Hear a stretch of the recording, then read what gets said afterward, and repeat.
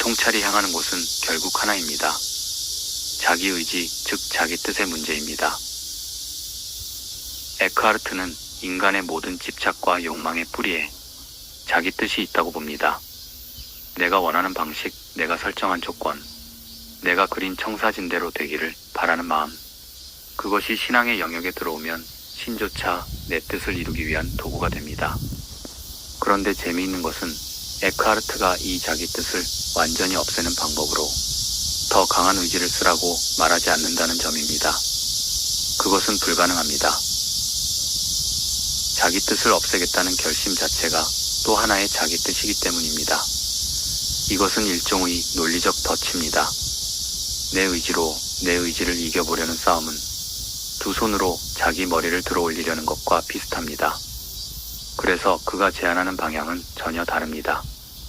싸워서 이기는 것이 아니라 내려놓는 것입니다. 이것이 다음 영상에서 우리가 만나게 될 겔라세나이트, 즉 놓아버림의 주제입니다. 오늘 이 영상에서 먼저 확인해야 할 것은 왜 내려놓아야 하는가의 이유입니다. 에크하르트는 우리가 붙잡고 있는 신의 이미지가 실은 우리 자신의 투영일 수 있다고 말합니다.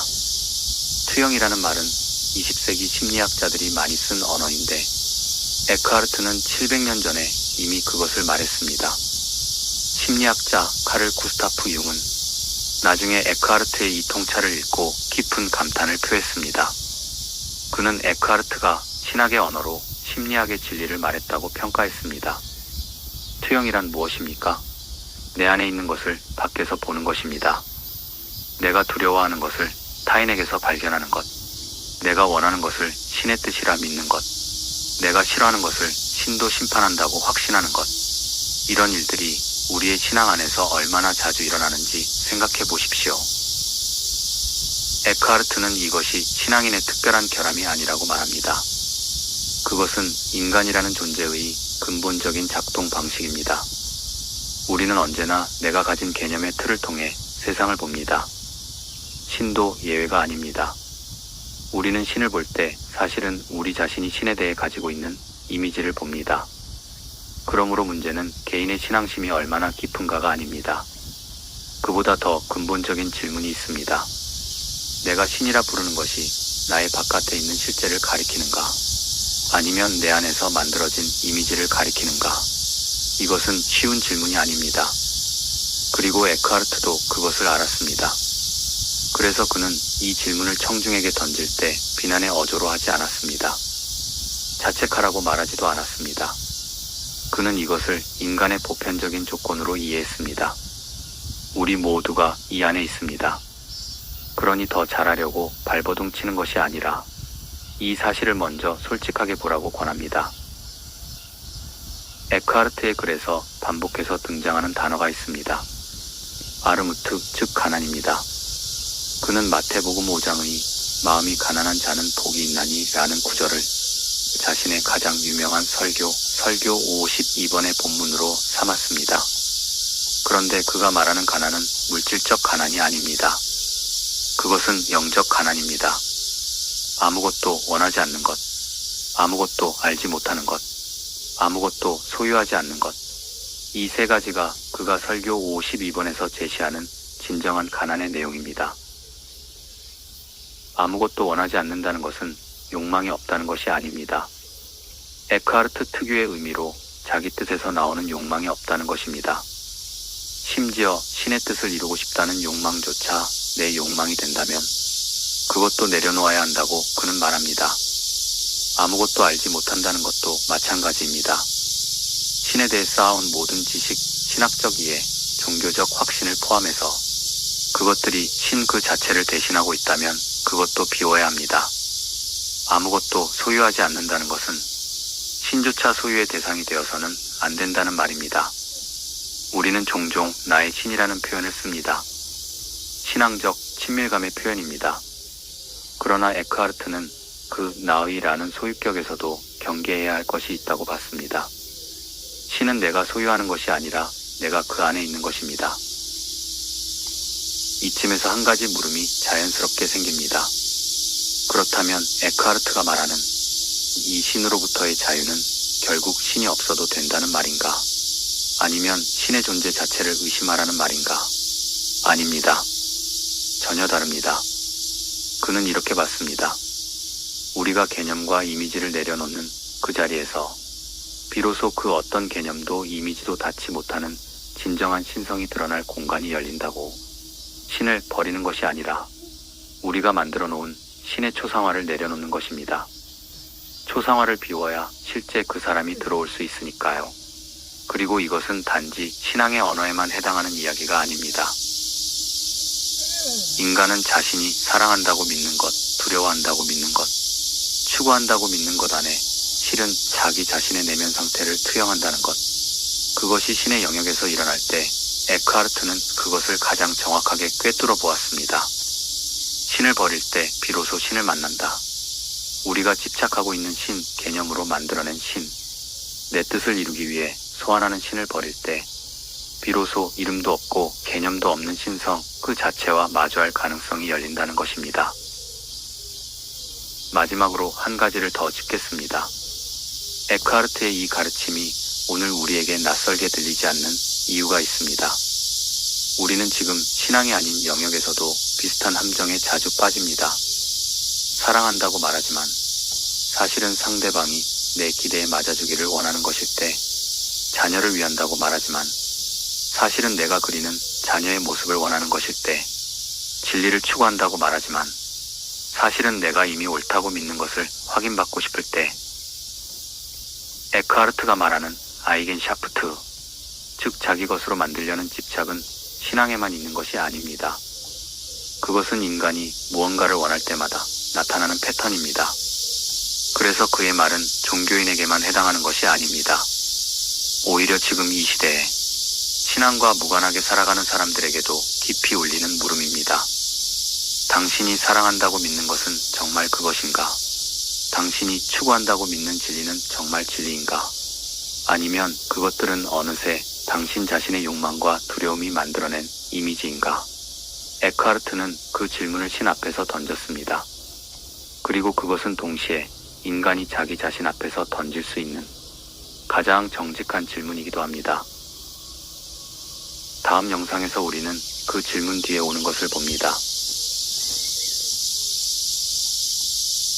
인기 자격증 250가지 과정을 100% 무료로 듣고 자격증 최대. 겔라세나이트는 어떤 분명한 행동 지침이 아닙니다. 손에 쥐고 설명할 수 있는 기술이 아닙니다. 그것은 오히려 손에서 무언가를 내려놓은 뒤에 생겨나는 어떤 상태, 어떤 열림에 가깝습니다. 독일어 동사 라센에는 두 가지 의미가 동시에 담겨 있습니다. 하나는 페어라센, 즉 떠나보낸다, 버린다는 뜻입니다. 다른 하나는 위버라센, 즉 넘겨준다, 맡긴다는 뜻입니다. 에크하르트가 쓴 겔라세나이트는 이 두 가지 움직임을 동시에 담고 있습니다. 무언가를 떠나보내는 것, 그리고 그것을 떠나보낸 자리를 더 큰 무언가에 맡기는 것, 버리는 것이면서 동시에 여는 것입니다. 그런데 여기서 가장 먼저 풀어야 할 오해가 있습니다. 겔라세나이트는 포기가 아닙니다. 아무것도 하지 않는 것이 아닙니다. 세상을 등지고 동굴에 들어가는 것이 아닙니다. 감정을 죽이고 무감각하게 사는 것이 아닙니다. 체념도 아니고 무관심도 아니고 허무주의는 더더욱 아닙니다. 에크하르트가 이 단어를 쓸 때 그가 가리키는 것은 전혀 다른 방향입니다. 그것은 소극적 포기가 아니라 적극적 개방입니다. 닫힌 손을 여는 것입니다. 손에 무언가를 쥐고 있는 한 새로운 것이 들어올 자리가 없습니다. 손을 열어야 비로소 무언가가 놓일 수 있습니다. 겔라세나이트는 그 손을 여는 행위입니다. 현대의 철학자 마르틴 하이데거는 20세기에 이 단어를 다시 꺼내 들었습니다. 그는 에크하르트에게서 영감을 받아 이 개념을 자신의 철학 안으로 가져왔습니다. 그는 겔라세나이트를 이렇게 설명했습니다. 의지의 자유가 아니라 의지로부터의 자유. 원하는 것을 마음대로 할 수 있는 자유가 아니라 무언가를 원해야 한다는 강박 자체에서 벗어나는 자유입니다. 인간이 모든 것을 통제하고 계산하고 최적화하려는 충동에서 한 발 물러서는 것. 그것이 겔라세나이트라고 그는 말했습니다. 에크하르트는 이 비움의 길에 두 개의 축을 세웁니다. 하나는 앞에서 이미 만난 겔라세나이트, 즉 놓아버림입니다. 다른 하나는 아프게샤이데나이트, 즉 분리 또는 탈착입니다. 학자들은 이것을 보통 초연 혹은 이탈이라고 옮기지만 에크하르트가 쓴 의미는 단순한 거리두기가 아닙니다. 그는 자신의 논문 분리에 대하여의 첫 문장을 이렇게 씁니다. 나는 이교도 스승들의 많은 글을 그리고 구약과 신약의 예언자들을 읽었습니다. 그리고 인간이 신에게 가장 가까이 갈 수 있게 하는 덕목이 무엇인지를 부지런히 탐구했습니다. 마침내 나는 오직 순수한 분리만이 모든 것을 능가한다는 것을 발견했습니다. 여기서 그가 말하는 덕목들을 나열합니다. 사랑, 겸손, 자비. 이 셋을 다 제쳐두고 분리가 제일이라고 하는 것입니다. 이것은 충격적입니다. 사랑보다 분리가 낫다고요. 에크하르트의 논리는 이렇습니다. 사랑은 나를 신께로 이끕니다. 그러나 분리는 신이 내게로 오도록 합니다. 어느 쪽이 더 온전한 만남입니까? 내가 달려가는 것보다 신이 자연스럽게 머물 수 있는 자리를 만드는 것이 더 근본적이라고 그는 말합니다. 겸손은 나를 모든 피조물 아래 낮춥니다.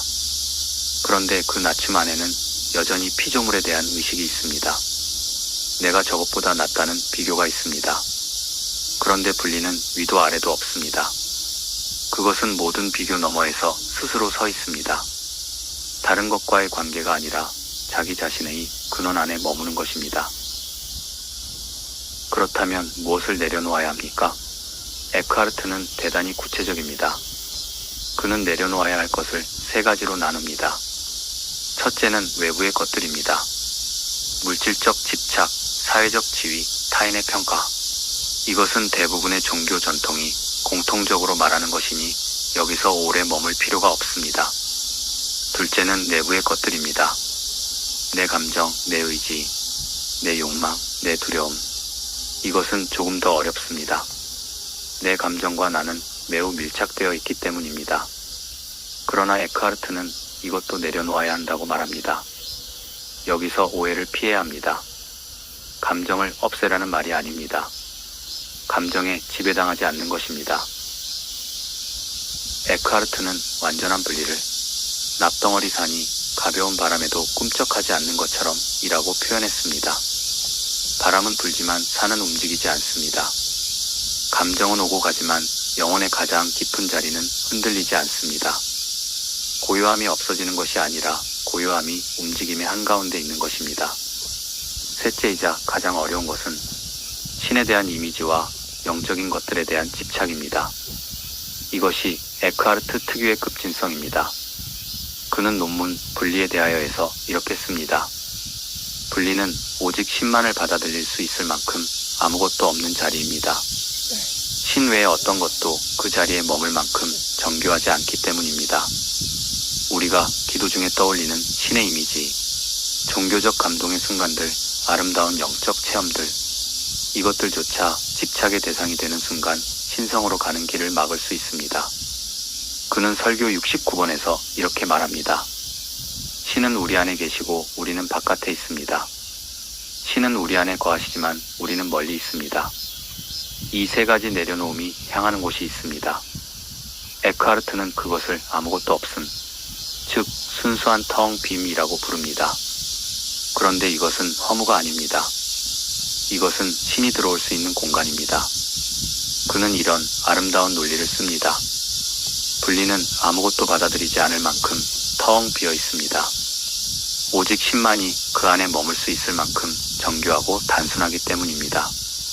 그러므로 분리는 신 외에는 아무것도 받아들이지 않습니다. 비움이 선택을 하는 것이 아닙니다. 진정으로 비워진 자리에는 신이 자연스럽게 머문다는 것입니다. 마치 진공 속으로 공기가 스스로 채워지듯. 이것이 겔라세나이트의 역설입니다. 내가 무언가를 하는 것이 아닙니다. 내가 무언가를 내려놓는 것도 결국 더 완전한 의미에서는 내가 하는 것이 아닙니다. 잡으려 하는 손을 펴는 순간 이미 그 손 안에 있던 것이 드러납니다. 새로운 것이 오는 것이 아니라 이미 있던 것이 보이게 되는 것입니다. 이제 에크하르트의 비움이 도달하는 핵심 개념으로 들어가겠습니다. 그는 비움의 최종 목적지를